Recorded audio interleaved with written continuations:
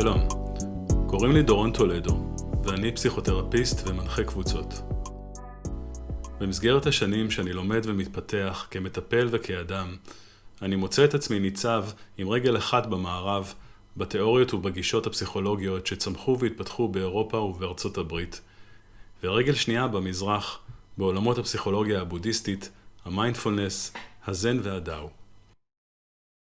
אחד הסמלים המרכזיים בבודהיזם הוא גלגל החיים הבודהיסטי, או בסנסקריט באווה צ'קרה, ואני רוצה לנסות לעשות לו כאן סוג של תרגום ואדפטציה לעולם הטיפול הפסיכותרפי, כפי שאני פוגש אותו בקליניקה.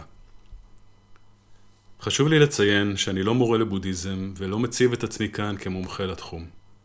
אני אנסה לשתף כאן במחשבות שלי על הזיקה שבין העולמות האלה, או השפות האלה של הפסיכותרפיה ושל הבודהיזם, כפי שאני מבין אותן וכפי שהן באות לידי ביטוי להבנתי במפגש הטיפולי ובחוויות החיים של האדם המערבי. אני מקווה דרך זה להצליח ולהרחיב במשהו את מבט העין על עולמות הנפש והתודעה ועל ההתמודדות האנושית שלנו בעידן המודרני הנוכחי. אז ברוכים הבאים לפרק החמישי של מבט בין עולמות, גלגל החיים הבודהיסטי במרחב הטיפול הפסיכותרפי. בפרק הזה נדבר על ממלכת יריבי האלים.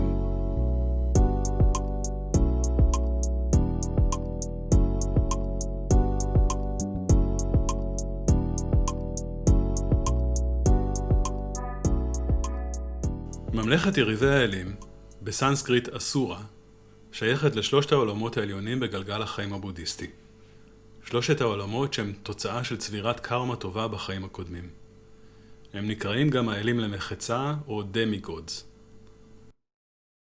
יריבי האלים מתוארים כבעלי גוף אור, יפים ומרשימים.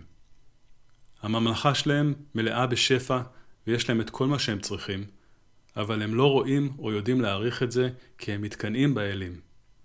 על ממלכת האלים נדבר בפרק הבא. כפי שניתן לראות בציור של הגלגל, בממלכה של יריבי האלים גדל עץ משאלות שמעניק את כל מה שחפצים בו ומספק כל תשוקה וכמיהה.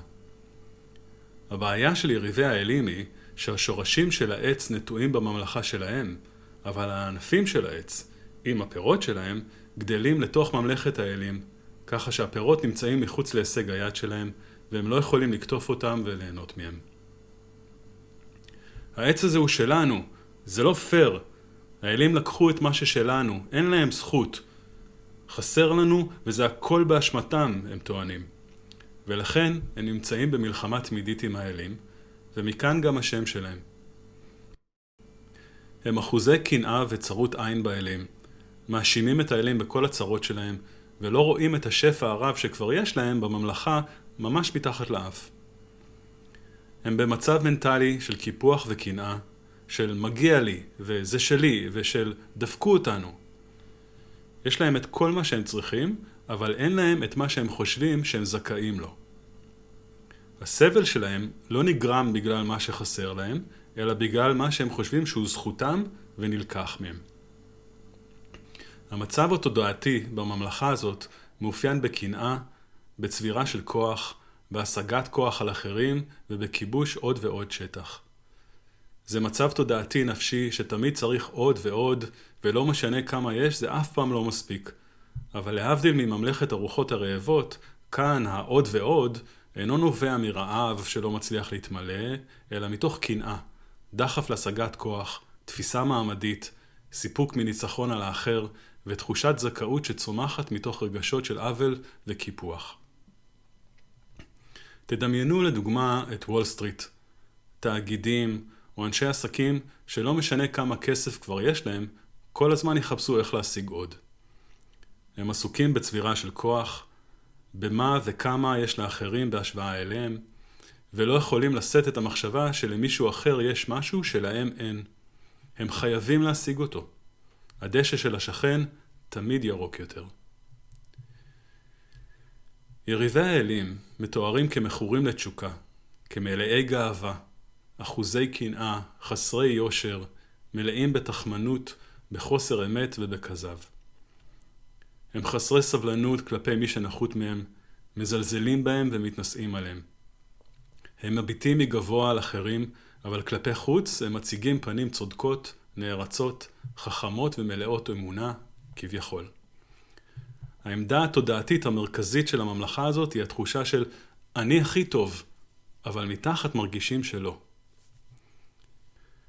התיאור הזה יכול להזכיר קצת את מה שמוגדר בפסיכיאטריה כהפרעות אישיות נרקסיסטיות, סוציופטים ופסיכופטים.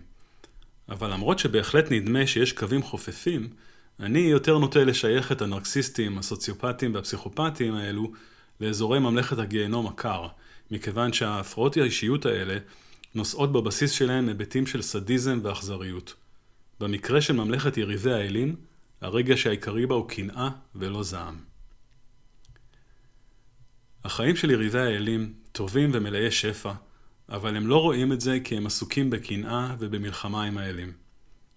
כשפרויד דיבר על התסביך האדיפלי שלא הגיע לכדי פתרון, ייתכן ובממלכה הזאת יש משהו מהגוון הזה. יש משהו ביריבי האלים שעסוק בצורה קנאית בלנצח את אבא. נדמה לי שכולנו יכולים למצוא בתוכנו משהו מהממלכה הזאת. כולנו מכירים מצבים שבהם אנחנו מקנאים באחרים וחשים שנעשה לנו עוול.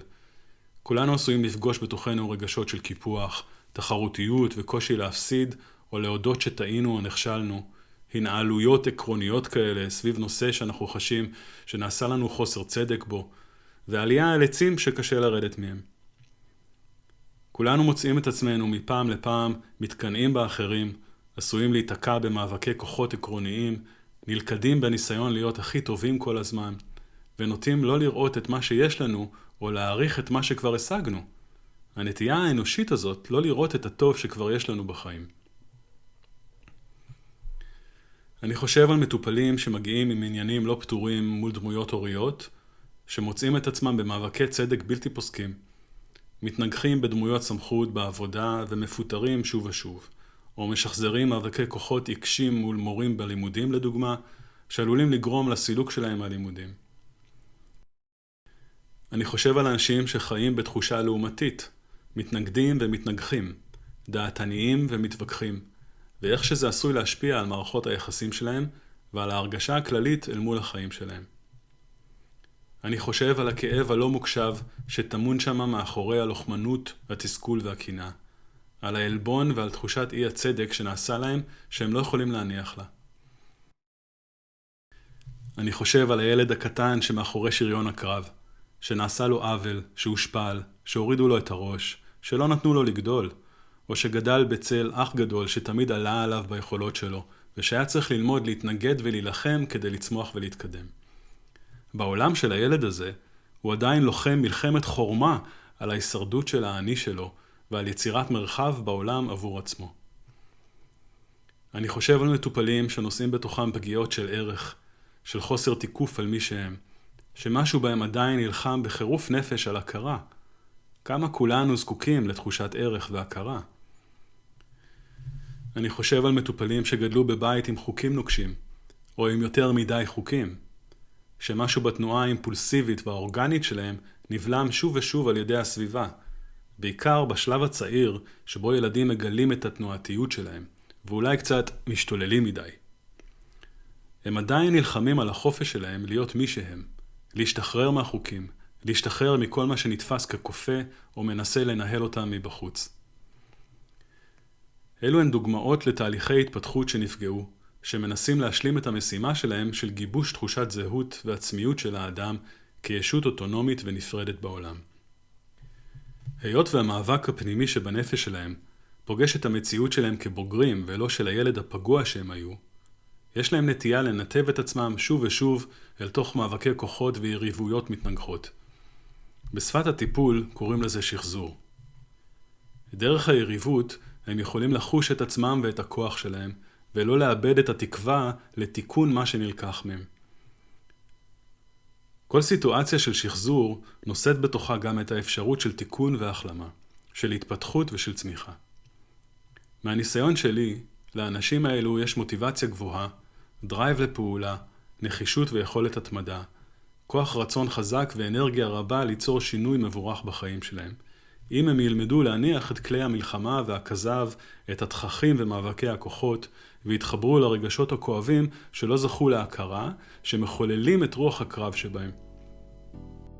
במצב הזה הם ימצאו את עצמם עושים את המעבר מקרב לקרבה, שהוא אולי שביל היציאה מממלכת יריבי האלים.